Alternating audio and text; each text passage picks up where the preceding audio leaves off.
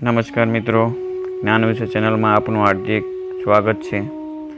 આજે આપણે શ્રી રામદેવ પીર મહારાજનો ખરેખર ઇતિહાસ શું છે અને ક્યાં તેમનો જન્મ થયો હતો અને તેમને કેવા કેવા પરચા પૂર્યા છે તેના વિશે વાત કરવાના છે.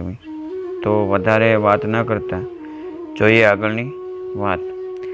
બાબા રામદેવ પીર ગુજરાતમાં લાખો લોકો એના ભક્તો છે એમ કહેવાય છે.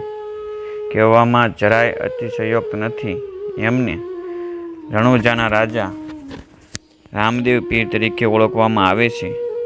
એમનું સમાધિ સ્થળ જે રાજસ્થાનના પોખરણ પાસે સ્થિત છે, એ સ્થળની મહાનતા એટલી છે કે લોકો રોજ ત્યાં દર્શનાર્થ માટે ઉમટે છે. એમના મેળામાં તો લોકો બહુ દૂર દૂરથી ચાલતા એટલે કે પગપાળા કરીને આવે છે. ત્યાં બાધા આંખડીઓ કરીને અનેક નવા નુસ્ખાઓ અપનાવીને પોતાની અપાર શ્રદ્ધા બાબા રામદેવ પીરમાં વ્યક્ત કરે છે. બાબા રામદેવ પીરજી રાજસ્થાનના પ્રસિદ્ધ લોક દેવતા છે. એ સાંપ્રદાયિક સદભાવ તથા અમનના પ્રતીક છે. બાબાનું અવતરણ વિક્રમ સંવત 1409 ભાદરવા સુદ બીજના દિવસે તોમર વંશીય રાજપૂત તથા રૂણીચાના શાસક અજમલજીના ઘરમાં થયો હતો. એમની માતાનું નામ મિનલદેવ હતું.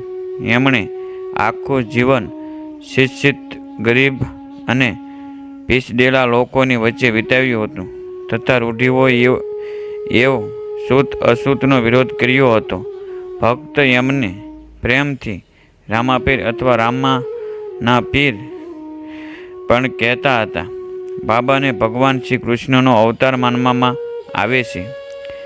એમણે હિન્દુ મુસ્લિમ એકતાના પ્રતીક પણ માનવામાં આવે છે. હિન્દુ જ નહીં, મુસ્લિમ સમુદાયના લોકો પણ પીરોના પીર બાબા રામદેવ પીરના સહદેવમાં માથું ઝુકાવે છે. મુસ્લિમ દર્શનાર્થી એમને બાબા રામ શાહ પીર કહીને બોલાવે છે. રાજસ્થાનમાં જેસલમેરથી લગભગ 12 કિલોમીટર દૂર રામદેવરા રણુચીમાં બાબાનું વિશાળ મંદિર છે. સાંપ્રદાયિક સદભાવના પ્રતીક આ લોક દેવતા પ્રત્યે ભક્તોનું સમર્પણ એટલું બધું છે કે પાકિસ્તાનથી પણ મુસ્લિમ ભક્ત પણ નમન કરવા ભારત આવે છે. બહુ જ બધા શ્રદ્ધાળુ ભાદરવા માહની 10મી એટલે કે રામદેવ જયંતિ પર રામદેવરામાં લાગતો વાર્ષિક મેળામાં અવશ્ય પહોંચવા માગે છે. આ મેળો 1 મહિનો કરતાં પણ વધારે ચાલે છે. કહેવાય છે કે જ્યારે રામદેવજીના ચમત્કારોની ચર્ચા ચારે તરફ થવા લાગી તો મક્કા, સાઉદી અરેબિયાથી 5 પીર એમની પરીક્ષા લેવા આવ્યા. એ એમની પરખ કરવા માગતા હતા કે રામદેવ વિશે જે પણ કહેવાય છે એ સાચું છે કે જૂઠું. બાબાએ એમનો આદર સત્કાર કર્યો. જ્યારે ભોજનના સમય માટે ચાંજમ બિછાવવામાં આવી તો એક પીરે કહ્યું, અમે તો પોતાનો કટોરો મક્કામાં જ ભૂલીને આવ્યા છીએ. એના વિના અમને ભોજન ગ્રહણ નથી કરી શકતા. એના પછી બધા જ પીરોએ કહ્યું કે એ પણ પોતાના કટોરામાં જ ભોજન ગ્રહણ કરવાનું પસંદ કરશે. રામદેવજીએ કહ્યું, આતિથ્ય અમારી પરંપરા છે. અમે તમને નિરાશ નહીં જ કરીએ. પોતાના જ કટોરામાં ભોજન ગ્રહણ કરવાની તમારી ઈચ્છા જરૂર પૂર્ણ થશે. આટલું કહીને બાબાએ બધા જ કટોરા રૂણીચામાં જ પ્રકટ કરી દીધા, જે એ પંચે પીરો મક્કામાં ઇસ્તેમાલ કરતા હતા. આ જોઈને પીરોએ પણ બાબાની શક્તિને પ્રણામ કર્યા અને એમણે બાબાને પીરની ઉપાધિ પણ આપી. રામદેવ પીરનો જન્મ પીચમ ધરા પીર ધોરારી ધરતીરા પાલનહાર શ્રી બાબા રામદેવજીના આ કળયુગમાં અવતાર પાછળ એક જ પ્રસંગ જોડાયેલો છે. કહેવાય છે કે જ્યારે ધરતી પર પાપનો ભાર વધે છે, માનવતા પર ખતરો વધે છે, ત્યારે આ ધરતી પર ભગવાને અવતાર લીધો છે. આવું જ કે 15મી સદીમાં થયું હતું. રાજા અજમલજીએ પોતાના રાજ્યમાં પોતાની પ્રજા સાથે સુખ શાંતિપૂર્વક રાજ્ય કરી રહ્યા હતા. એમને માત્ર એક જ વાતની ઓછપ હતી, એ હતી પુત્ર રત્ન. એ સર્વસંપન્ન હોવા છતાં પણ પોતાની નિસંતાનને કારણે ચિંતિત રહેતા હતા. એ જગન્નાથજી પરમ ભક્ત હતા. કહેવાય છે કે 12 વર્ષ પૂરી જઈ ચૂક્યા હતા અને એ જ્યારે પણ જતા ત્યારે પોતાના રાજ્યની સુખ શાંતિના મનોકામના કરતા હતા. એકવાર સારો વરસાદ થવાથી એમણે ખેતી માટે પોતાના રાજ્યમાં પ્રસ્થાન કર્યું. એ સમયે કેટલાક ખેડૂતો અજમલજીને જોઈને એને અપશુકન માનીને પાછા પોતાના ઘરોની તરફ જવા લાગ્યા. એક અંધવિશ્વાસી કે જો કોઈ શુભ કાર્ય હેતુ માટે જાય અને સામેથી જો કોઈ નિસંતાન આવે તો અપશુકન થાય છે. ત્યારે અજમલજીએ એમણે એમ પૂછ્યું કે આટલી સરસ બારિશ વરસાદ થયો છે તો તમે પાછા કેમ જાઓ છો? ત્યારે ખેડૂતે એમણે બતાવ્યું કે તમારું નિસંતાન હોવું જ અમારા માટે અપશુકન છે. અંત ખેતરોમાં જવાનો કોઈ જ મતલબ નથી. આ સાંભળીને અજમલજીને મનોમન બહુ જ દુઃખ થયું, પરંતુ દયાળુ પ્રકૃતિના હોવાના કારણે એમણે ખેડૂતોને સજા ના કરી. એમની હાથ જોડીને ક્ષમા માગીને વિદાય લીધી.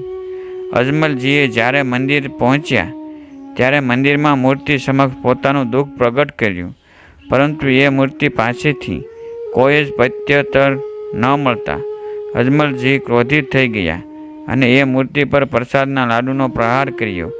આ બધું જ જોઈને પૂંજારી ત્યાં આવ્યા અને અજમલજીને પાગલ સમજીને એમ આખી દીધું કે ભગવાન તો આ પથ્થરની મૂર્તિમાં નથી. ભગવાન તો ક્ષીરસાગરની કોખમાં શેષનાગની શૈયા પર વિશ્રામ કરી રહ્યા છે. અજમલજીએ પૂંજારીને વાતોમાં આવી ગયા અને ક્ષીરસાગરમાં ભગવાનના દર્શન કરવા માટે ડૂબકી લગાવી દીધી. પરંતુ ભગવાનનો ચમત્કાર તો જુઓ. વિષ્ણુ ભગવાને એ જ પૂંજારીના કહ્યા અનુસાર જ શેષનાગરની છૈયા પર અજમલજીને દર્શન આપ્યા. આ જોઈને અજમલજી પ્રસન્ન થયા, પરંતુ ભગવાન વિષ્ણુજીના માથા પર બંધાયેલી પટ્ટી જોઈને ચિંતિત થઈને બોલ્યા, હે પ્રભુ, તમારા માથા પર આ પટ્ટી કેમ બંધાયેલી છે? ત્યારે ભગવાન વિષ્ણુ બોલ્યા, આ તો મારો ભક્તનો પ્રસાદ છે. આટલું સાંભળીને અજમલજી પ્રભુની સામે ભાવુક થઈ ગયા અને પોતાની અશ્રુધારા વહાવીને પોતાની પીડાનું પ્રભુ સામે વર્ણન કરવા લાગ્યા. અજમલજીની પીડા સાંભળીને ભગવાન વિષ્ણુએ એમને વચન આપ્યું કે તમે નિશ્ચિત થઈને પોતાના ગૃહનગર તરફ પ્રસ્થાન કરો.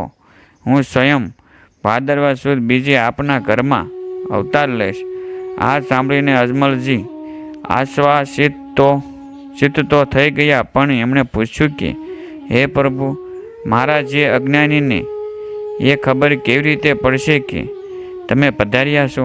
ત્યારે પ્રભુ બોલ્યા, ભાદુડા બીજ રોજ ચંદો કરે પ્રકાશ, રામદેવ પણ આવશું રાખીજે વિશ્વાસ.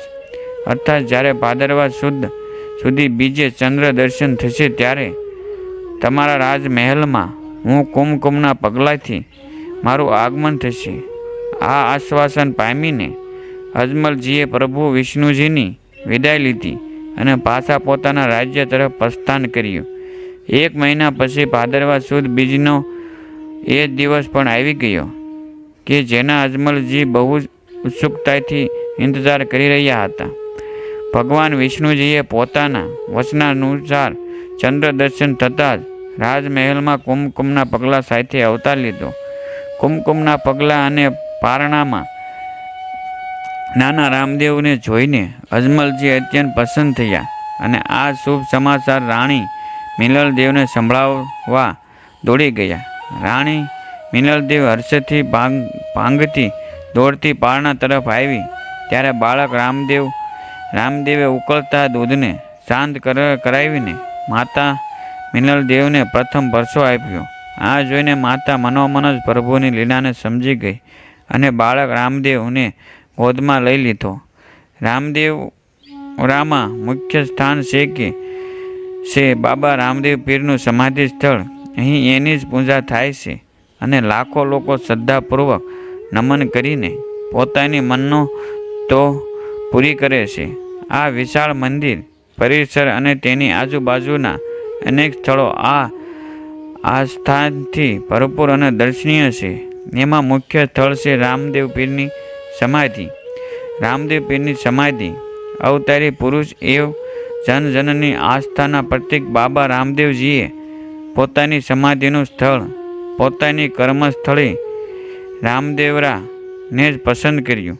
બાબાએ અહીંયા ભાદરવા સુદ 11 વિક્રમ સંવત 1442ના દિવસે જીવિત સમાધિ લીધી. સમાધિ લેતા સમયે બાબાએ ભક્તોના મનમાં શાંતિ એવં અમનથી રહેવાની સલાહ આપતા જીવનમાં ઉચ્ચ આદર્શોને અવગત કરાવ્યા. બાબાએ એ સ્થળ પર સમાધિ લીધી હતી. એ સ્થળ પણ બિકાનેરના રાજા ગંગાસિંહે ભવ્ય મંદિરનું નિર્માણ કરાવ્યું. આ મંદિરમાં બાબાની સમાધિ સિવાય એમના પરિવારવાળાની સમાધિઓ પણ સ્થિત છે. મંદિર પરિસરમાં બાબાની મુંહ બોલી બહેન ડાલીબાઈની સમાધિ, ડાલીબાઈનું કંગન એવું રામ ઝરોખા પણ સ્થિત છે. ડાલીબાઈનું કંગન રામદેવ પીરના સ્થિત પથ્થરનું બનેલું ડાલીબાઈનું કંગન આસ્થાનું પ્રતીક છે. ડાલીબાઈનું કંગન ડાલીબાઈની સમાધિની પાસે સ્થિત છે. માન્યતા અનુસાર આ કંગનની અંદરથી નીકળવાથી બધા લોકોના બધા જ રોગ કષ્ટ દૂર થઈ જાય છે. મંદિરે આવવાવાળા બધા જ શ્રદ્ધાળુઓ આ કંગનની અંદરથી અવશ્ય જ નીકળે છે. આ કંગનની અંદરથી નીકળતા પશ્ચાત જ બધા લોકો પોતાની યાત્રાનો સંપૂર્ણ માને છે. રામ સરોવર બાબા રામદેવ મંદિરની પાછળની તરફ આવેલું છે. આ લગભગ 150 એકર ક્ષેત્રમાં ફેલાયેલું છે એવમ 25 ફૂટ ઊંડું છે. વરસાદમાં પૂર ભરાઈ જવાના કારણે આ સરોવર બહુ જ રમણીય સ્થાન બની જાય છે. માન્યતા છે કે બાબાએ ગુંદલી જાતિના બેલદારોએ આ તળાવની ખોદાઈ કરાવી હતી. આ તળાવ આખા રામદેવરા જલાપુતીનું સ્ત્રોત છે. કહેવાય છે કે સાભોજીના ચાંપાને કારણે આ સરોવર માત્ર 6 માસ જ ભરાયેલું રહે છે. ભક્તજન અહીંયા આવીને સરોવરમાં ડૂબકી લગાવીને પોતાની કાયાને પવિત્ર કરે છે. એવું એનું જલ પોતાની સાથે લઈ જાય છે અને નિત્ય એનું આચમન કરે છે. પંચાબાવડી મંદિરની પાસે જ સ્થિત છે. અહીંથી બાબાના મંદિરમાં અભિષેક હેતુ જલાપૂર્તિ થાય છે. માનવામાં આવે છે કે આ બાવડીનું નિર્માણ બાબા રામદેવજીના આદેશ અનુસાર વાણિયા બોચતાએ કરાવ્યું હતું. લાખો શ્રદ્ધાળુ પરચા બાવડીનો ચેકડો સીડીઓ ઉતરીને અહીં દર્શન કરવા પહોંચે છે.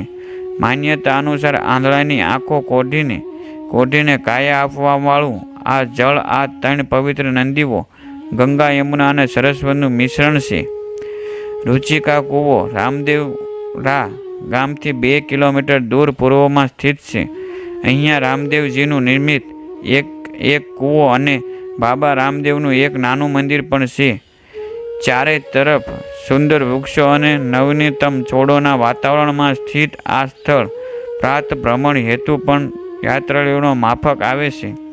માન્યતા અનુસાર રાણી નેતલદેવને તરણ લાગવાને કારણે બાબા રામદેવજીએ પોતાના ભાલાની નોકથી આ જગ્યાએ પાતાળમાંથી પાણી કાઢ્યું હતું. ત્યારથી જ આ સ્થળ રાણીસાનો કૂવોના રૂપમાં ઓળખવા માંડ્યું. પરંતુ ઘણી સદીઓથી અપભ્રંશ થઈને એ ઋણીચા કૂવામાં અપવિત્રિત થઈ ગયું. આ દર્શનીય સ્થળ સુધી પહોંચવા માટે પાકી સડકના માર્ગની સુવિધા પણ ઉપલબ્ધ છે. એવું રાત્રિ વિશ્રામ હેતુ વિશ્રામ ગૃહ પણ બનેલું છે. મેળાના દિવસોમાં અહીં બાબાના ભક્તજનો રાત્રિમાં જમવાનું આયોજન પણ કરતા હોય છે. ડાલીબાઈની ઝાડ અર્થાત એ ઝાડ કે જેની નીચે બાબા રામદેવજીને ડાલીબાઈ મળી હતી એ સ્થળ મંદિરથી 3 કિલોમીટર દૂર સ્થિત છે. કહેવાય છે કે રામદેવજી જ્યારે નાના હતા ત્યારે તેમને એ ઝાડ નીચે એક નવજાત શિશુ મળ્યું હતું. બાબાએ એનું નામ ડાલીબાઈ રાખીને એને પોતાની ધર્મની બહેન બનાવી દીધી હતી. ડાલીએ પોતાનું સંપૂર્ણ જીવન દલિતોના ઉદ્ધાર કરવા એવં બાબાની ભક્તિ સમર્પિત કરી દીધું હતું. આ જ કારણે જ એને બાબા રામદેવજીના પહેલાં સમાધિ ગ્રહણ કરવાનું શ્રેય પાપ થયું હતું. પંચપીપળીએ સ્થાન છે જ્યાં પર બાબાએ મક્કાથી આવેલા 5 પીરોએ એમના કટોરા કે જે તેઓ મક્કા ભૂલી આવ્યા હતા એમાં ભોજન કરાવ્યું હતું. એ જ 5 પીરોને કારણે 5 પીપળાના ઝાડ ઉગ્યા હતા અને બાબા રામદેવજીને પીરોના પીર રામશા પીરની ઉપાધિ પણ પ્રાપ્ત થઈ હતી. આ સ્થળ મંદિરથી 12 કિલોમીટર દૂર એક ગામમાં સ્થિત છે. અહીંયા બાબા રામદેવનું એક નાનું મંદિર એવં સરોવર પણ છે. બાલીનાથ રામદેવજીના ગુરુ બાલીનાથજીના ધૂણા અથવા આશ્રમ પોખરણમાં સ્થિત છે. બાબાએ બાલ્યકાળમાં અહીંયા ગુરુ બાલીનાથજી પાસેથી શિક્ષા પ્રાપ્ત કરી હતી. આ એક સ્થળ છે જ્યાં બાબાને બાલીનાથજીએ ભૈરવ રાક્ષસથી બચવા હેતુ છુપાવવાનું કહ્યું હતું. શહેરની પશ્ચિમ તરફ સાલસાગર એવં રામદેવસર તળાવની વચમાં સ્થિત ગુરુ બાલીનાથના આશ્રમ પર મેળા દરમિયાન આજે પણ લાખો યાત્રીઓ અહીંયા ધૂણાપતિ પોતાની શ્રદ્ધા અર્પિત કરે છે. બાલીનાથજીના ધૂણાની પાંચે જ એક પ્રાચીન બાવડી પણ સ્થિત છે. રામદેવરા આવવાવાળા લાખો શ્રદ્ધાળુઓ બાબાના ગુરુ મહારાજના દર્શન કરવા અવશ્ય જાય છે. બાળપણમાં બાબા રામદેવે બધા જનમાનસમાંથી ભૈરવ નામના રાક્ષસના આતંકમાંથી મુક્ત કરાવ્યા હતા. એ ભૈરવને બાબાએ એક ગુફામાં આજીવન બંદી બનાવી દીધો હતો. આ ગુફા મંદિરથી 12 કિલોમીટર દૂર પોખરણની પાસે સ્થિત છે. પહાડી પર સ્થિત આ ગુફા ભૈરવ રાક્ષસની શરણાસ્થળી છે. અહીં સુધી જવાનો પાકો સડક માર્ગ છે.